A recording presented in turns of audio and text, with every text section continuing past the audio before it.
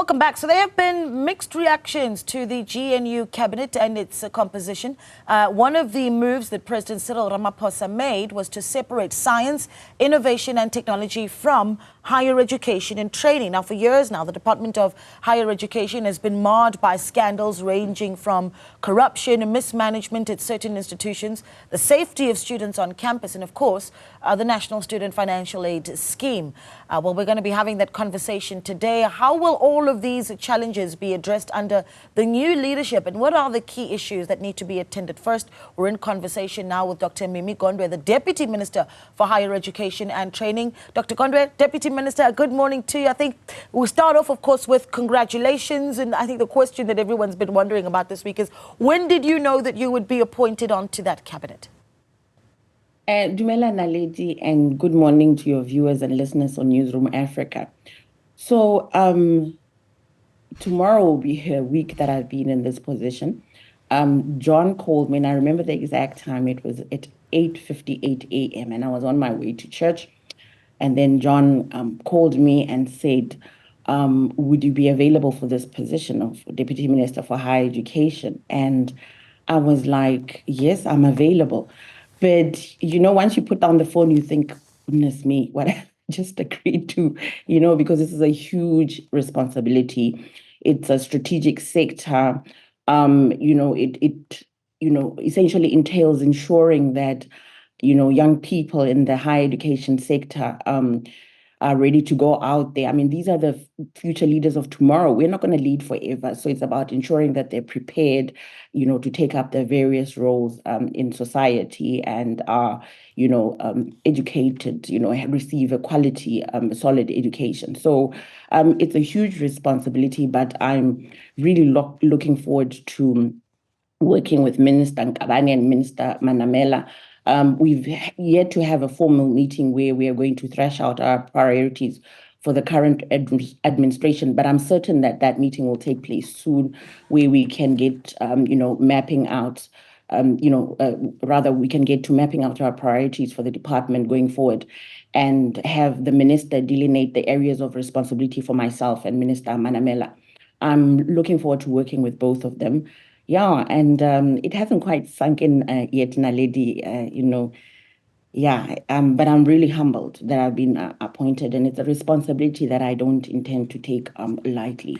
Yeah, and then the reason why I think it's a responsibility that really can't be taken lightly is if you look at over, you know, the past decade, for instance, in our country, and you look at what higher education and the role higher education has played in just some, in some instances, when you talk about stability, higher education being a big issue with fees must fall movements that trickle back every once in a while, and that movement not completely being gone. So a lot of young people going to be looking to your leadership to see the direction you want to bring forward. When you do have that first sitting with your fellow deputy minister and the minister, what is it exactly that you want to put on the table as a priority? So I've sort of started thinking about, the issues in the higher education sector that, I would like to see prioritized. But like I said earlier, I've yet to receive my delegations from the minister and be able to actually see what my responsibilities are and, sink my teeth into those responsibilities. But one thing for certain, I'm determined to make a difference, and to leave a legacy. I want people to have, in the higher education sector, to have them, my name on their lips, because they know that I'm available, I'm accessible, and I'm really interested in sorting out, the sector.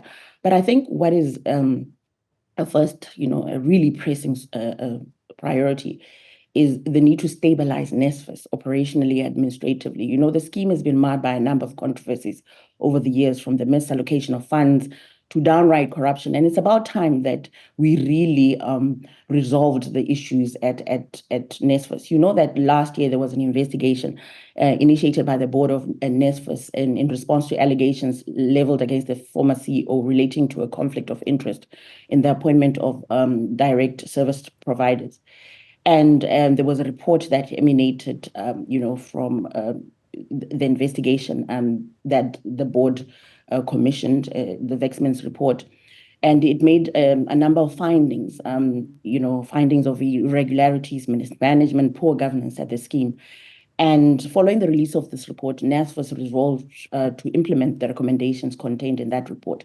So I think as a department, we are compelled to ensure that, those recommendations are implemented in their entirety. And that's a formidable first step to ensuring that some of the issues at beleaguering NSFAS, the entity, are resolved. Because and I think what we also need to do, we need to get to the nub or the bottom of the issues, beleaguering this entity. And I'm certain that even students that are supposed to be benefiting from the scheme and relishing, its responsibility, are also getting tired of having their education interrupted or disrupted due to, the issues at NSFAS. Naledi, what is also important and getting to the nub, at some stage, I think we'll also have to conduct a skills audit at NSFAS for purposes of determining whether the individuals at the helm of that scheme can really do the job, because the issues at NSFAS don't seem to be coming to an end. It's one thing after another. NSFAS is currently under administration, Naledi, and this is the second time in a short space of a few years that is being placed under administration. So at NSFAS, it's not just enough to fill critical positions at the entity, but we must also ensure that the persons who occupy those positions will be able to do the job and help turn around the scheme. It's about time. A second priority for me is Naledi, in the previous term, we had 3 universities that were placed under administration. It's VUT, Forte, and MUT. And independent assessors were appointed for UNISA and the Central University of Technology. As I'm speaking to you now, VUT and Forte are out of administration, but what the department needs to do now is to closely monitor the administration process at MUT. And then as regards CUT, the independent assessor report was submitted to the minister. And then with UNISA, you'll know that the independent assessor report on that institution recommended that the management and the council of UNISA be relieved of their duties and the institution placed under administration. The council, obviously was not happy because it maintained that the report is fundamentally flawed and its findings are misplaced. And it took the report on legal review in the hopes that it will be set aside by a court of law. In fact, in October last year, the former Minister of Higher Education, Lady Nzimande, was successfully interdicted from placing the institution under administration. So we'll need to determine how we're going to proceed, on the matter of UNISA. Another issue, Naledi, a third issue that needs addressing, and probably through policy formulation, is the issue of historic or unpaid student debt. And I think in your opening remarks, you aptly pointed out that, this was one of the issues that gave to the unrest that we saw in 2021. It was at the heart of the student protests that took place in that year, where students were calling for this debt to be written off, and universities saying we simply can't afford to write it off. This issue will not magically disappear, Naledi. We need to address it at a policy level because it impacts on the employability of students. More often than not, students who have historic or unpaid debt, Naledi, are unable to get their degree certificate upon completion. And this impacts their employability, especially in this already constrained economy. And on the other hand, the reality is that universities cannot afford to write off this debt, given that they're currently experiencing constraints. So we really need to come up with a policy-orientated solution, which I would suggest would involve the private sector, and we try and deal with this issue of historic or unpaid student debt. Yeah. And then the fourth issue, Naledi, that I would really like to see prioritized is the issue of the missing middle students. That issue, when I talk about missing middle students, I'm talking about students who do not qualify for financial aid, but cannot afford to pay their fees outright. These students are currently being funded through a loan scheme which draws on funds from CETAs and NSF, which is the National Skills Foundation. However, in the long run, I think this is not going to be sustainable, because the various CETAs and NSF also have their own mandates, which they also need to fund. As such, I think we'll need to develop and formulate a clear and specific policy that speaks to the cohort of the missing middle students. I recall former Minister Nzimande appointing a task team to look into the issue, but there's still no specific policy to support this cohort of students. And I think that they need to be funded through a budget vote. It will also be a good idea to also bring in the private sector, on board in relation to the funding of these students. So those are, for me, the issues that we need to really prioritize Yeah. in the higher education sector. You know, it's interesting that you talk about the missing middle, because then obviously my brain goes to, well, you're speaking about the students that then fall through the cracks. And the reality is, when we talk about higher learning, we're not just talking about universities. You've got your TVET colleges that have been set up in various parts of the country to catch those that aren't able to make it into the universities. But I don't know if we're capitalizing on them, certainly investing in our TVET colleges enough, encouraging young people to make use of them, and then also capacitating the employer to say that that young person who comes out of a TVET college is worthy of that position, right? So talk to us about what you want to see happen there. So I do agree with you that the emphasis has always been on universities and never on TVET colleges. So when I talk, you remember in the beginning I said that we also have to ensure that students get a quality education, whether they're in a university or a TVET college, which has somewhat become the stepchild of the higher education sector. So I do agree with you that we really need to ensure that quality education is something that happens right across the board, right from universities to TVET colleges. And like you said, we bring in the employer. I mean, we have to ensure that they are employable, because it's not enough to get an education, Naledi. You've got to be able to get into the job market, compete, and secure employment. So that is certainly something that I'm going to do. I'm going to have engagements with the various stakeholders, and including employers as well, universities and the like. So I'm still, like I said, tomorrow will be 1 week that I've been in office, but I have my work cut out, and I'm determined to do my best. Okay, and I want to talk a little bit about the politics of the DA now having to work with the ANC in this department. But before that, just your thoughts on the president making the decision to separate higher learning, higher education and training from science, innovation and technology, and if you think that that was a step in the right direction. Because one thing that you can certainly agree on is that what we did see is, what you do see is innovation and research hubs also, many of them housed within our various universities. What do you think of that? I think it's definitely a step in the right direction. Look, some people will say, people like to say we're in the fourth industrial revolution, but I think we're in the sixth or seventh.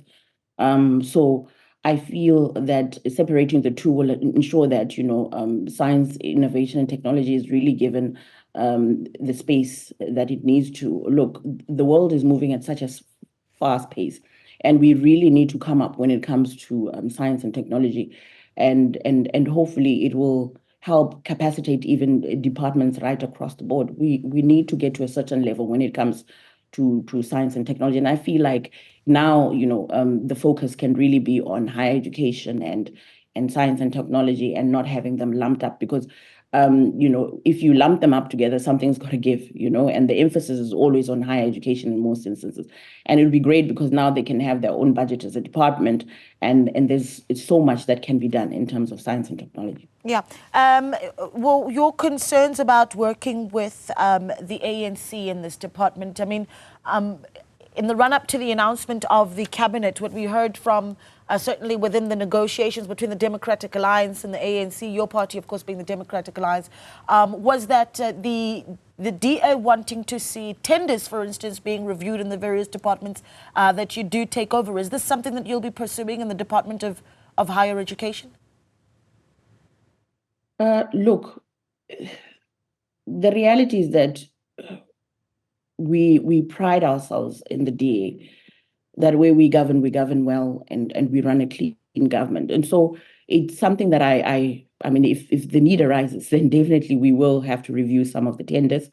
There's a lot that's gone wrong in the previous administration. I mean, look, Naledi, before I became a deputy minister, I served on state security, public service and administration, public enterprises. So I am very much aware of the extent of the rot and the corruption and the malfeasance that was taking place in some of these departments.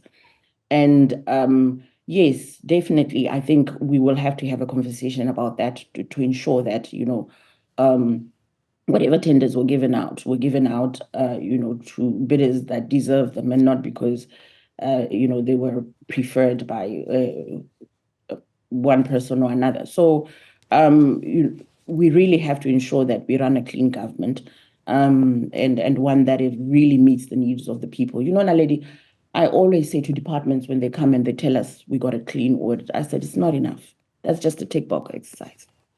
You cannot tell me that you got a clean audit if you're still having issues, with NSFAS, for example, if students are still complaining.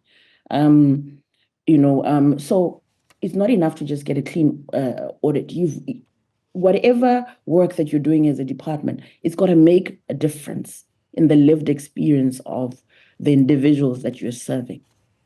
They've got to feel that, no, this department is really working for me. And we've got to work for our people. We owe it to them. They voted us into public office. And it cannot be right. It must not be right that we sit there and we think getting a clean audit is the be-all and end-all. Never. It cannot be.